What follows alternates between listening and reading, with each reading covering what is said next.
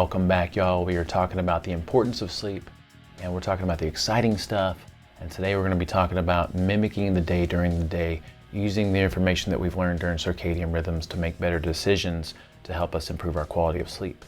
So if we could go back before modernization and technology and electricity, I think things would fix themselves automatically, because we have sacrificed in this modern world, we have sacrificed convenience and technology for health.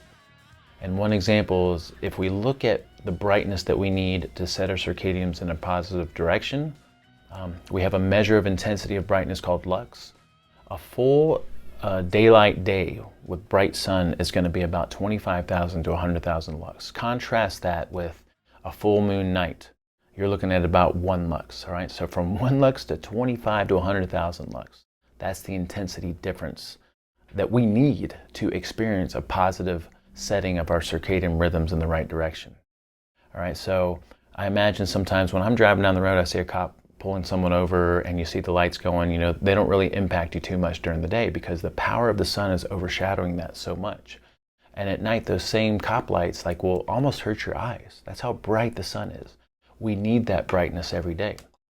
And to set our circadian rhythms, we need a consistent amount of that on a consistent schedule.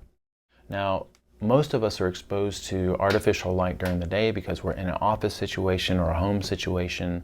And that artificial light is, first of all, it's not the same as natural sunlight, and it also doesn't have that same intensity.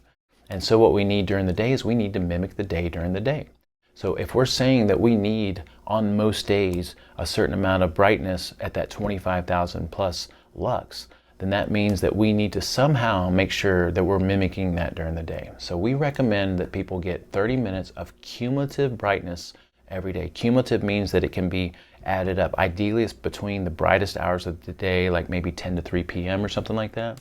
So the first thing you'd want to do is brighten up your home. When you wake up, make sure that your blinds are open, your shades, to the degree that you can. I mean, some of us, have power bills we have to be concerned about, especially if you live in Las Vegas. But to the degree that you can, you want as much brightness coming in during the day as you can. And then also, you want to take some moments during the day where you're actually outside experiencing that brightness. All right, so this does not mean that you need to suntan or sunbathe, although that has its own benefits. What we're talking about is getting brightness into the retinas. All right, so that means that you can be under the shade of a tree or an awning. And again, cumulative means that you can get 15 minutes, around 10:30 a.m., another 10 minutes at lunch, another 5 minutes a little bit later in the day, in the early afternoon. And that cumulative 30 minutes is what we're looking for to set the circadian rhythms in a positive direction using the brightness of the sun. All right, so now sun exposure in and of itself is going to have some health benefits. I mean, we've all heard about the benefits of creating vitamin D at the level of the skin. There's actually a synergy of things that happens when we're exposed to the sun.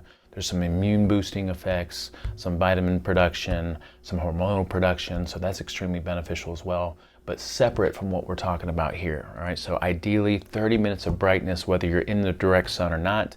If you choose to get some sun exposure, what we're looking for ideally is a few days a week of arms and legs exposed for about 15 minutes, and that's during the brightest hours of the day, maybe between 11 and 3 p.m. All right, so all this information is located in our PDF and handouts.